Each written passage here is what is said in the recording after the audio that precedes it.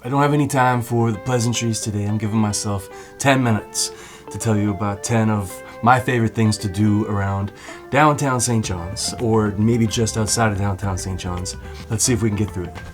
2020 with the pandemic, the first year that the pedestrian mall took effect, they did that kind of with the pandemic in mind, to get people out of their houses and into the open air. The situation was handled kind of better than other places in Newfoundland, so they felt like it was safe enough to do it.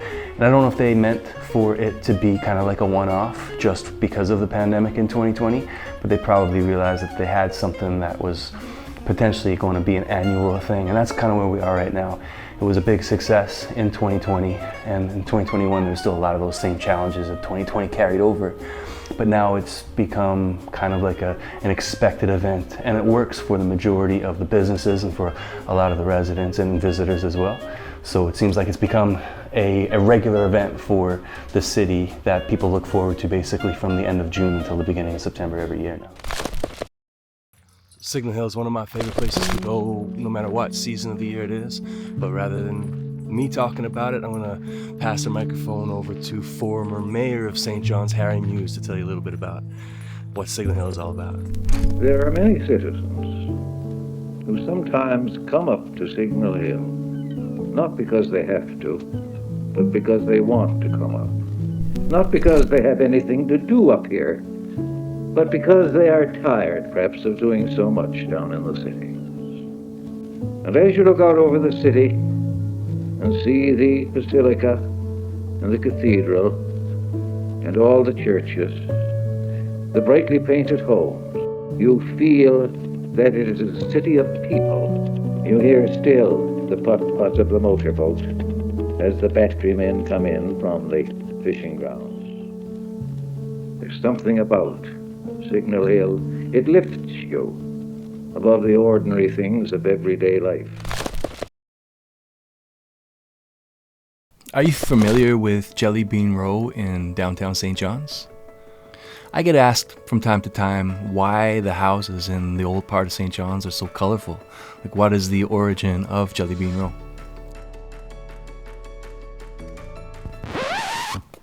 I don't know. Thanks for watching. I hope you enjoyed this video. Don't forget to like and subscribe. There's not actually a designated row for Jelly Bean Row. You'll find the colorful houses that St. John's is known for all around the downtown core. But it's not like a single designated area anywhere in the downtown area. It's just kind of like you'll see it in the row houses spread from east to west and all the way around old St. John's now. If you're coming to St. John's, you gotta try fish and chips dressing and gravy. Now, Fish and Chips Row is not today what it used to be. There's still two holdovers, and they're legends in the fish and chips space at St. John's that are still there. But there used to be a bunch of other fish and chips snack bars that basically turned this neighborhood into Fish and Chips Row. You got Chess's and Leo's that are still there now. Fish and Chips Row on Freshwater Road. On top of downtown, kind of walk up Longs Hill, you'll get there. It's a bit of a hike. If you don't feel like taking the hike up to the top of downtown, you can check out one of the many pubs that serve fish and chips. My recommendation would definitely be the Duke of Duckworth on McMurdo's Lane, kind of in between Water Street and Duckworth Street. Really cool pub, but the fish and chips there is like, you know, definitely on the short list of the best in the province. Now, I said this is about downtown St. John's or just outside of downtown St. John's. The idea is that these are places that you can see without using a car, right? And there's some nuance to that. I walked from Quidi Vidi to the George Street Festival, but I know that that's not for everybody. So if you need to get some assistance, call a cab, an Uber, whatever, to get to Quidi Vidi.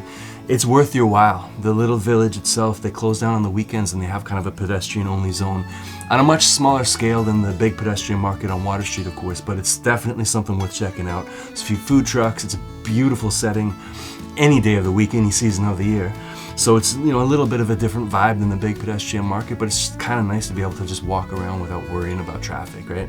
I talk about Quidi Vidi, the actual community, being a little bit of a stretch for walking. If you find yourself atop Signal Hill, there is a pathway that takes you down by Cuckold's Cove and into Quidi Vidi, so it's a little bit easier to do it that way if you already start at Signal Hill, or vice versa. If you're going from Quidi Vidi to Signal Hill, there's less of a grade than going all the way up Signal Hill, or it's definitely closer than cutting through the neighborhoods to get to Quidi Vidi.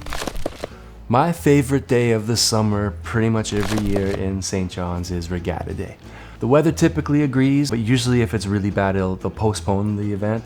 I can only remember being postponed a couple of times, so although the possibility is always there, and you have to wake up at like 6 or 7 in the morning just to find out if the regatta is going to go ahead and if you're actually going to get a holiday. But it was canceled altogether in 2020 due to the pandemic, and that was one of the first times since, I believe, since the war that it was canceled. But most years it goes ahead on the Wednesday.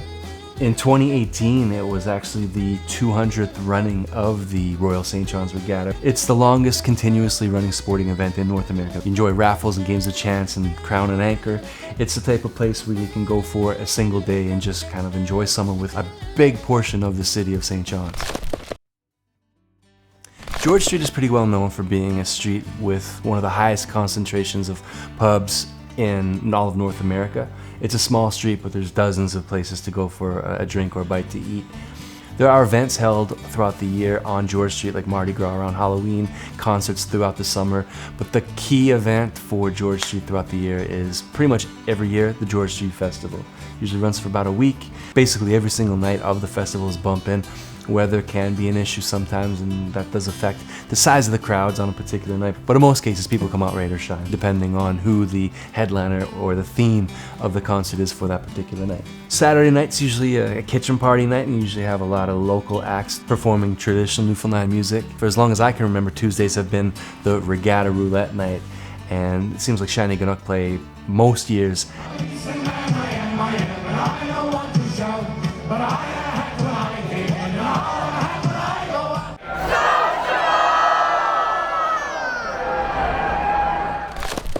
Bannerman Park sits on a big piece of land kind of right on the top of the downtown core, and it's a beautiful park for whatever you need a park to be, whether it's, you know, just hanging out for a picnic.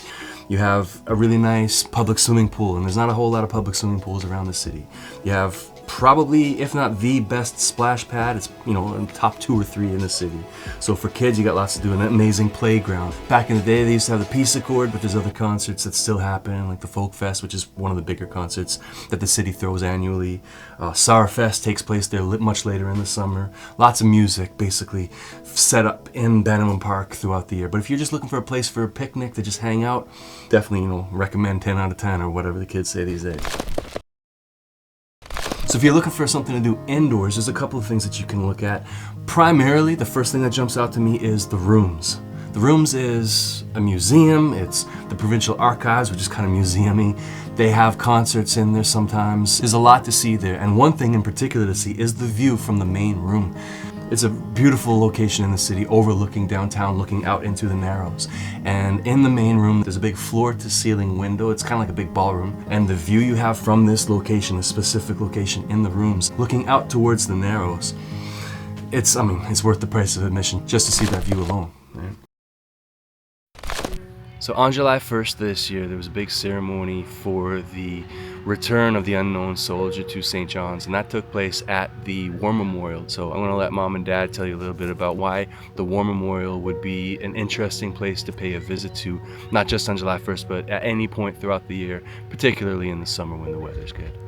July the 1st in the morning, before the any kind of celebrations in the afternoon, we honor a number of Newfoundlanders that got killed in the First World War at Beaumont Hamel, and we go down to the War Memorial to honor them. You know, it's a big event in the morning before the celebration in the afternoon. So that happens down at the War Memorial.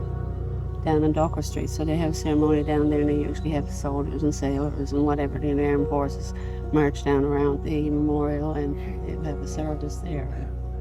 What's going on down there right now? They're down to War Memorial. Well, right now they're kind of preparing to get a tomb ready for the unknown soldier. So They're doing some extensive renovations at the War Memorial. Yeah, he's already brought an unknown soldier back from France, and they're going to the interment officially on July the 1st. All right, we did it. I got a couple of seconds to spare. If you are interested in seeing more videos kind of like this one, maybe check this one here out next. I'll see you over there. All right, see you, loves you, bye.